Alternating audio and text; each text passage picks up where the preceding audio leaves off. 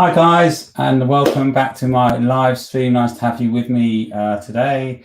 Thought I'd try the 5 o'clock session, see if that's more popular, and I think it is. So I'm glad to have you at this event.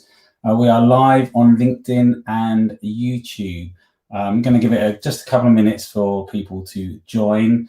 I'm not going to try and drag these out. I've been on these sort of sessions before and they drag out for hours and you end up switching off. So I'm going to try and be quite direct today, have a bit of fun, answer some questions if you have any, and just see how it goes basically. This is my third or fourth live stream, and other streams are on YouTube that you can catch up. Had a few technical issues with sharing with people that we're live, so hopefully being an event, you've been notified and you can come and watch and see how it goes. On YouTube, actually, while I'm waiting for a few people, you can help me. I have 2 subscribers because it's a new channel. So if you want to go to my website, which is, this is where I start playing with the technology here. No, that's my email address. If you go to the website, epicactivation.co.uk, click on the YouTube link and you can catch up with all the previous videos that we've talked about on there. And obviously, if you subscribe, if I get to the magic 100, I can actually personalize the name of my YouTube channel. I'd be honored. That'd be amazing. So thank you, YouTube, for making it difficult and to get to 100, which is my target. So this session, if you haven't seen these before on YouTube or joined me on LinkedIn, is all about helping marketers understand how to strategize online campaign objectives, how to get the best return on investments, how to share experiences of what works and what doesn't work when it comes to promotional campaigns, and the pitfalls and how to avoid the pitfalls basically, and ultimately how to increase sales, loyalty and brand awareness. So I'm going to give it a couple of minutes. It would be great if anyone wants to comment, feel free to do so. I think I can see those comments on my screen. I've got a few windows up. So yeah, hopefully if you have a question, that would be fantastic. The answers, hopefully I can give live if I see the question, or you can email me and I can answer them on at a separate time. So how are we doing? We have a viewer. Whoopee. Welcome, whoever that is. Still working on the technology, but welcome. As I said, previous videos are on YouTube. We've talked previously about registration, what information is good for registration, data capture, the benefits of unique codes, handling opt-in and opt-out, the benefits and how you manage that with GDPR. And one of my favorite sessions was about prize mechanics, such as winning moments and the prize draws and how you manage all that. So very excited to be moving on to this latest subject, which is all about gamification. So for those of you who don't know me or not familiar with me, my name is Neil Mandel. I'm the founder of Epic Activation, and I have approximately 15 years of experience in the promotional marketing arena. Started building websites and then sort of got involved with their campaign and started delivering for big brands and agencies. So we work mainly within the shopper marketing sector, so FMCG brands, and most of our campaigns evolve around that. But we do work with other sectors, and we're running a campaign at the moment. I can't talk too much about it at the moment because I'm white labeled and it's very secretive, but it's a very nice campaign to be working on, and it's not relating to food and drink, but it's related to loyalty, customer loyalty, and engagement. So, and actually it has a game on it. It has a scratch card, so very appropriate for this conversation. And I think the whole point with the latest HFSS rulings, it's going to be tougher for brands, certainly obviously if you're in the sort of confectionery sector to actually produce campaigns and promote campaigns in shops. So it's even more important when you are running a campaign to work with social media to get the brand, get the communication about the campaign out there. And then once you have got your customers, it's going to be even more important to engage with them for longer, help them become brand ambassadors, help them win prizes. So ultimately, when they win the prizes, they can shout about it on social media and represent the brand free of charge, basically. So that's why it's even more pressing to get these campaigns right. And adding gamification is a fantastic way to do that. So, as I say, in its basic form, a campaign, someone buys a product on shelf, they then go home or straight away on their phone, go to a microsite or a website, enter their consumer data, and find out if they've won a prize or not. As I mentioned, I don't know who's just logging in, but ultimately I have talked about the registration process, what data to collect. So just going to repeat that bit. And that can be found on my YouTube channel, which is can be found from my website. So those stages have been discussed, and happy to discuss them even more, especially if you have any questions. I'm not sort of restricting us on any specific topics. So the format of this hopefully is I talk, hopefully it's relevant to you. I'm not going to go on and on and on. And if you've got any questions, please feel free to ask. If you just want to say hi, that's fine as well. That'd be great if you want to say hi. I know you're out there, and that'll just be good to know that you're there. So let's crack on. As I said, today we're talking about gamification. We are a nation of game lovers. We love games since snakes on the old Nokia phones. If you don't know what I'm talking about, then you clearly are very young, or I'm getting very old. For me, that's where it all started, trying to sit there watching the dots go up and around the screen. Since then, we have evolved into crazy game, addicted to games, basically. And then obviously smartphones have come along, which has taken it through the roof, beyond recognition for any age group. People are, from Sudoku to Candy Crush, people love it. In fact, there's over 812,000 games on the App Store at the moment. So there's clearly a market for gaming. So the whole point is, how does this fit in to a promotional campaign? Well, it's very simple, very straightforward. Players go and play a game, they have the registration, and normally they just find out, you complete the registration, put in your unique code or whatever information is required, and then the moment you register, the algorithm says you've won a prize or you haven't. So that's great, you've won a prize, but it's not very tasty. You want something a bit more exciting, a bit more surprise and delight, as I like to call it. So you basically want to introduce a game where there's a bit of skill-based or perceived skill, and you play a game, and then the tension builds as you're finding out if you've won a prize. And based on what you have done, you then find out if you've won a prize or not, or maybe not. There's a few little secrets these campaigns have up their sleeve. But yeah, so the idea is that's where the game is. Someone registers, you play a game, the brand has the consumer data, and then you find out, the consumer finds out if they have won a prize or not. So the sort of games you could introduce, they're broad. So it could be spin to win games, memory games, catch the product game, or a scratch card, digital scratch cards. They're very common. We run those quite a bit. What this does is simple. It engages with consumers for longer. So basically, consumers are then playing a game. We're not talking about an hour's game. We're not talking about Monopoly-sized games here. We're talking about a click, press, couple of buttons, 30 seconds, a minute at tops, unless there's other reasons to go on for longer, just to have a little bit of engagement to find out if someone has won a prize or not.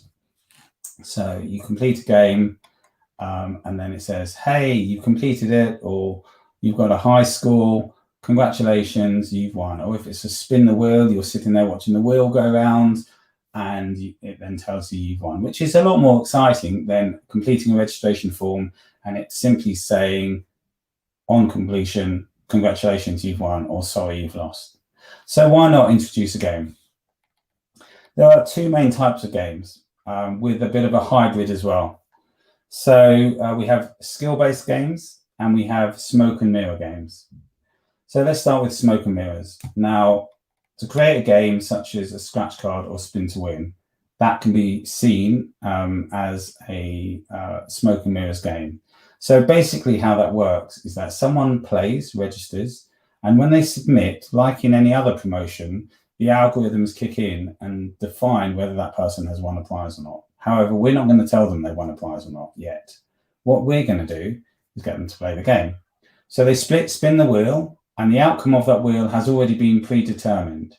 Now, some of you may be thinking, well, is that legal? Well, it's 100% legal, because what we're not doing is we're not fixing odds of prizes and not giving prizes. The allocation of the moment that someone wins a prize is completely random and documented in their terms and conditions and all above board. All we are doing is just making a little bit of excitement around the game. So if the person is due to win because the moment they played was a winning moment, and if you want to ask me about that, please feel free to do so. And again, if you want to look at the YouTube channel, you can do that as well. And there is a whole discussion on prize algorithms, winning moments, and prize draws. So at any point, the algorithm kicks in, it says it's a winner, the wheel spins, and lo and behold, the person has won. So that's a bit of excitement. And what then happens is that is shared. So you can share that. So people are a bit more excited they've won because it was on a wheel of fortune style game, and then they can share that. And you've engaged with the brand just that little bit longer, and that will stick in their mind. So the benefit is quite clear. So the benefit is basically that we control what prizes are won. So it works as a typical winning moment campaign, and if they're a winner, we then have a game where they win. If they're a loser, we have a game where they lose. 100% control of the win, lose, and the prize ratios. So for example, if you wanted to branch out something like a scratch card, so you might have a 3 from 9 scratch card, where what you can do is determine if a player, again, is a winner. So if the player registers and they are a winner, we would present them with a scratch card that every tile would be a winning tile. They need to scratch 3 off. And this is just an example. There are variations of this. And what happens is they scratch off the tiles, and again, lo and behold, they win. Why did they win? Was it skill? No, it wasn't skill. It was the odds that winning scratch card, that scratch card was a winning one based on the randomness of the instant win. So there's some great ways to run that. The hybrid option is kind of similar in a way that you don't really need much skill, but it's a grey area on whether it's skill. And basically, you may need to do something with no time restriction. So unless you shut your machine down and complete the process, there's no way you're not going to win a prize. And you might have to walk across the screen or press 3 buttons, and there's no time limit. So basically, it's complete the game or complete a level or do something, anything, and then you might go into a prize draw. So it might just be a mechanism to get into a prize draw, or it might be a mechanism to win the prize, which was, again, potentially predetermined. So that's sort of a cross between the two. You then get skill-based games, and that's a little more complex because there's potentially high-value prizes involved. So you just need to be aware of how these need to be run. So when you run a game of skill, you don't know how many people are going to perform well. So it may be a game that in testing you found easy because you got used to it, and actually it's really difficult for people to try, and maybe they need 3 or 4 goes to get good at it. Now, if they haven't bought 3 or 4 products and don't have 3 or 4 entries, you might find that no one is winning prizes, which is not great. So you need to account for that, maybe with a mock-up draw based on prizes won. You might actually find that too many people win. So you might say you've got 30 seconds to get to the end, and you might be quite slow, or your team might be slow when you're planning it out, and actually everyone is going to the end. Now, if you're doing a prize draw and you have, say, 100 winners, then that doesn't matter so much. So if you've had 100 people get to the end or 10,000 people get to the end, you're still only picking out 100 winners. So a skill-based game for a prize draw is not so much of a problem. When you are having, when you basically complete a game, you don't know the redemption rate. So on a skill-based game, and that is a problem, because if you're saying everyone who completes something wins a prize, then that's where you may end up having to buy 5,000 extra Bluetooth speakers, and there's no budget for that. That hasn't been planned for. So this is where you might want to consider something like fixed fee insurance, which I've talked about previously, and we've worked with companies that actually offer that service. So just summarizing fixed fee a little bit, there's 2 main benefits to fixed fee, and that is big headline prizes. So you might be giving away, say, 10 cars. Now, you're not expecting 10 cars to actually be won, but you might expect 1 to be won, or you might want to guarantee that 1 car is won. Otherwise, the promotion's not going to look very good to the consumer. But what happens during skill and a bit of luck, that 3 are won. So you might have a scratch card game, and I'm going to go get a bit technical here with the numbers just from experience on how they work. So bear with me. If you have a 9-tile scratch card, you might want people to click 3, and if they match, they win a car. Now, the odds may be set on how many winning scratch cards there are, where there are 3 winning tiles. But a 3 from 9 scratch card is a 1 in 84 chance of winning. So the chances, if you've got a winning scratch card randomly over a 6-month campaign, the chances are that some people may not get to that scratch card. The chances are that you may only get 2 or 3 winning cards available, but then you may get all of those people who play win. It's a 1 in 84 chance, but there is a chance. So what you might want to do is insure against that, so you don't have to go and buy the very expensive car and completely blow the budget of the campaign. The other reason for fixed fee is actually to protect against the unknown redemptions. So if everyone who plays, or everyone who gets over a score of 100 wins a Bluetooth speaker, and I use that generically as an example, then what you don't want to do is suddenly have to buy, as I say, 5,000 extra speakers. So you would again insure against that, and there's ways to do that, and I can help with managing that and organizing that, and basically finding the right sort of price balance between risk v reward using fixed fee. So the reason I mentioned that, obviously I didn't want to go too much into that, but that just goes to show, if you want to run a skill-based game where you don't know exactly how someone is going to play and how many prizes can be won, there are solutions around that that can protect the brand, the owners, for over redemption and paying extra. So I'm now going to use a bit of technology just to switch screens and give you an example of a campaign. This is actually a campaign that is live now. This isn't the live site, so it's slightly different, and that's probably for a good reason anyway. And I'm going to show a spin the wheel game that, again, isn't actually live. It's to do with retailers and timings and lots of other factors. But this kind of goes to show what we're talking about from a promotion. And in all my sessions to date, I've not actually shown a promotion and how they work. So hopefully this will be a good thing. So we're coming into here. This is a, let me just get rid of that banner there. There we go. So this is for Weetabix campaign that's doing very well. That's as much as I can say at this point. And the idea here is that we are going to click on a, there's two parts to this. There's a prize draw, and at certain times there is also a spin to win for additional prizes. So we're going to click here for now, and that's going to bring up the England page. And we're going to start filling in some details. Now this is very small for me because I'm on a different screen. And I'm going to put my date of birth in, but not my date of birth. I'm a lot younger than that, but it's just easy to do.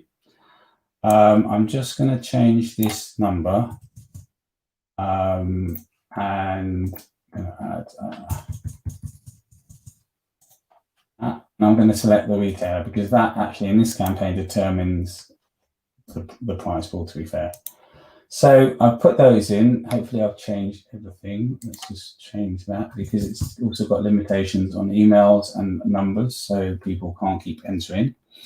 And then we're going to submit. And I've reached the maximum limit, so that shows that the testing is working. So let's put in a 4 or 5 in there. There we go. So we're in a prize draw. So that was the first part of the campaign. And actually now we're going to enter the second part, which is prizes with Tesco, where you can win vouchers. So here we have a spin the wheel game. This is based on a generic wheel that's easy to implement, and then you can personalize it. So basically, if you land on the golden Weetabix, you will win. So you click that, and the wheel spins. And look at that, we've won a prize. So going back to the consumer data that we collect, we don't like to over collect. So we don't want to collect data that's just irrelevant. Now, if a brand demands addresses because they want to do something with that data, if people opt in, obviously, then we can do that. But we recommend not capturing things like address unless you're sending physical prizes. So basically, in this case, if you have won a physical prize, we then need to capture your details. So this process is simply, we're straying away a bit from gamification, but this is just one of the mechanisms where we then offer the address afterwards to submit. So that's pretty much it in a nutshell, how you then go on to the spin the wheel game and find out if you've won. And as you can see behind, it was all very much personalized. So now I'm just going to come out of that, back to here, and there. Seamless, hey? Been practicing all morning. So I hope you're doing all right. If there are any comments, please feel free to share them. Any questions? It'd be great to hear from you. Moving on, one question that someone was asking me about the other day actually is about costs. Now, I'm not specifically going to talk about costs. Feel free to ask me privately. The key for me here is to share the actual sort of idea on costs. So, for example, something like a spin the wheel game or a scratch card, they are pretty standard now. So actually, it's a case of using existing code. It still costs to personalize it and get it right and everything else, but we're not talking tens of thousands of pounds for a bespoke game that you might get on a PlayStation and the quality of graphics and everything else. We're talking about short, sharp games that you might find relevant. If you were to create something like, I'm trying to think of an idea, like say you had an ice cream brand and you wanted to have someone running around the factory, putting the ice cream in the tubs and in the freezer before the ice cream melts. and you want the factory to look like the actual factory where the ice cream is made, then this is clearly requires animation. It requires bespoke animation, views of the actual factory where the ice cream is made, and needs bespoke graphics built. So this is obviously a far larger campaign, far larger sort of game, sorry, that needs a lot of work. So the pricing for a game can vary significantly.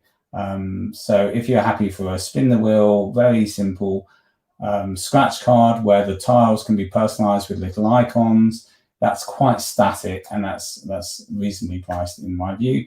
But obviously, if you want sort of George Lucas style graphics, then you are talking obviously a lot more. So hopefully that's pretty much summarizes gamification. I think in summary, there's no disadvantage to it whatsoever. It basically extends the time someone is interacting with the brand, and it makes winning prizes more fun and rewarding, as I like to say, surprise and delight. And you have more chance of someone winning like that. And then when it says share your win with your social media family, you are more likely to do that because you just had a few seconds of excitement from that point of view. So there are many options that are flexible to fit in with campaign strategies that can be branded easily. You take the graphics, the games can be fixed, they can be smoke and mirrors, they can be high prize values. It's never ending. So I'm really keen on gamification. I think, as I said, it's going to become more and more popular. It's more and more important to get customers on board with your brand. Brands, especially in the confectionery industry, as I mentioned earlier, may struggle a little bit with the numbers because of the changes to the laws coming out. I think that's now been pushed back 6 months.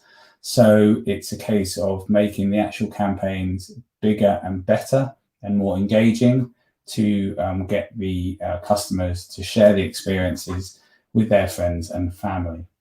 So if you would like to ask me any questions, feel free to do so. If you want to book a discovery call where we can talk about it in more detail, you can go to, it's on your screen, epicactivation.co.uk/book a call.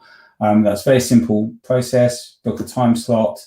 It throws out a Zoom link and it sends reminders, and we can have a half an hour session talking about your campaign objectives, what your challenges are.